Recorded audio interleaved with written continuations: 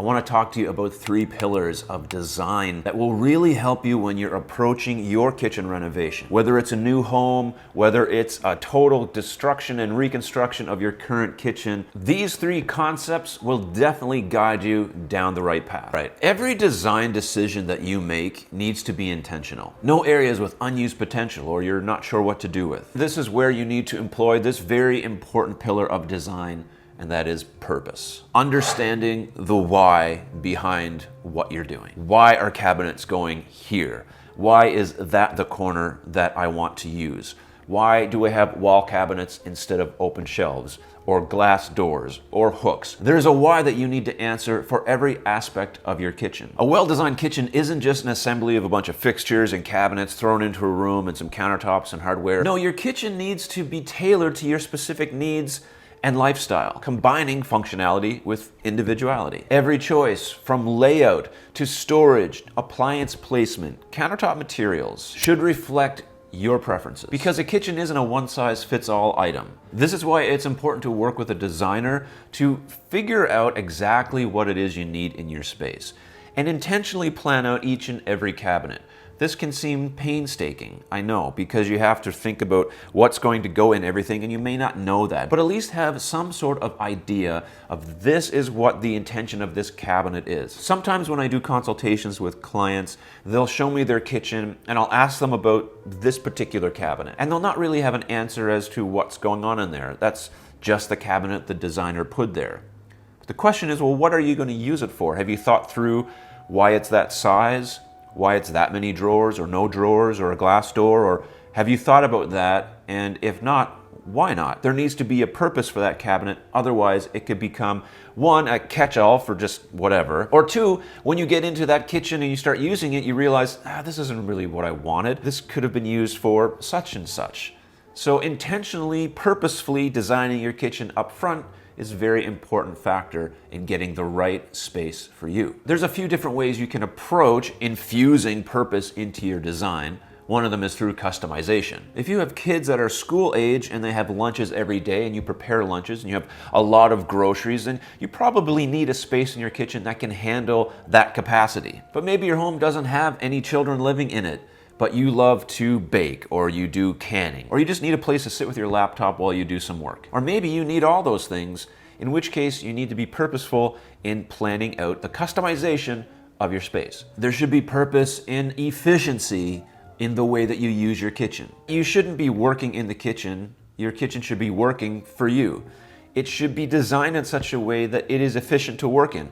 This is where the original concept of the kitchen triangle originated from, to make the kitchen as efficient for the user as it could be. Now, there's ways beyond the kitchen triangle that we can do this, but thinking about proper work zones and the placement of appliances and how those things fit together is really important. And so if you think that you can just throw your microwave in at the end of the day, that's probably not going to be a good idea if a microwave is something you use often. It should be planned for. There's also purpose in the personalization of your kitchen.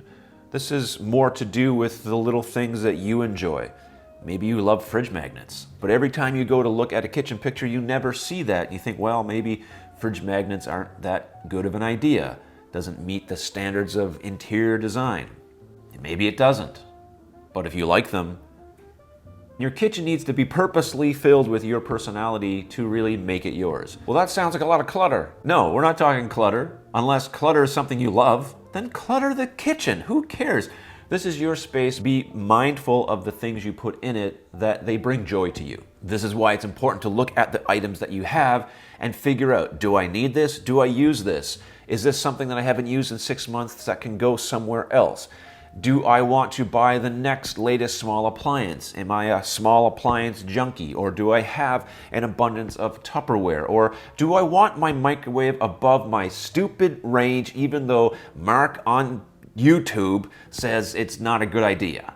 And so the main takeaway of purpose is to understand the why in your kitchen design. The kitchen is a room that needs a creative touch. So creativity is the second pillar of design. It's helping you understand and figure out the what behind the design. In a kitchen, this is expressed in your likes and dislikes of the color choices, the materials, the design style. In design, creativity isn't an option. It is absolutely a necessity. Blending diverse materials, fusing modern and traditional elements, and finding harmony in that mix is an act of design creativity that breathes life and breath into the heart of the home. To me, this is kind of like the fun part of design, where you can really express different ideas visually or to invoke a feeling. And one of the easiest and maybe hardest ways to do this is through color. Your walls, your cabinets, your appliances, your countertop, your flooring, everything has a particular color and a temperature of color that helps you provide the feeling that you want to experience in your kitchen. Your personality can really play a role in creativity as well through the different choices that can add character to your space. Whether it's the countertop material, interesting light fixtures, the hardware, there's so many options out there for everyone to personalize their kitchen the way they want it. Creativity also allows you to bring in some inspiration into your kitchen.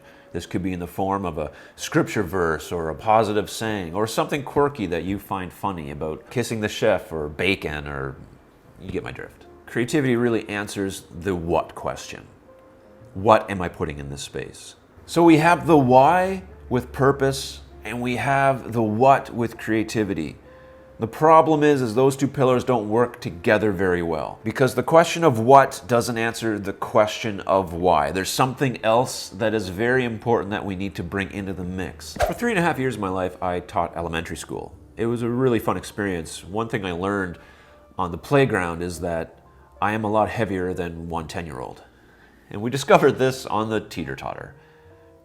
Of course, they wanted me, the teacher, to go on the other end because that would be really fun, and they'd just sit up there and not move. And they'd have to get another one, and another one, and another one.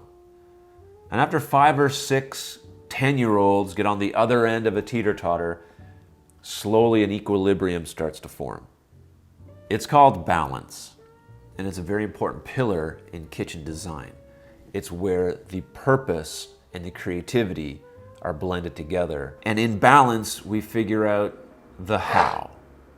How are we going to bring this together to make it cohesive and a beautiful space that I can enjoy for years to come? There's a balance between texture and material. The right material spells the difference between a kitchen that stands the test of time and one that succumbs to wear and tear. You'll want to choose surfaces and fixtures and finishes that not only harmonize in appearance, but also in durability. Color harmony in the kitchen is another facet of balance. While I'm not an expert on color theory, brighter colors tend to invigorate, while softer, muted tones can calm. Physical comfort in your kitchen is a key component of balance. You want to minimize awkwardness and excessive movement in the kitchen so that it is easy to work in and functional. The great thing is once you plug all of these 3 things into the equation, you come out with an answer that's really pleasing to you because it's personalized to your needs. These guiding principles, the why, the what, the how, cannot be left as just concepts. They need to be put into practice, and so I put together this practical video that will help you in designing your next kitchen.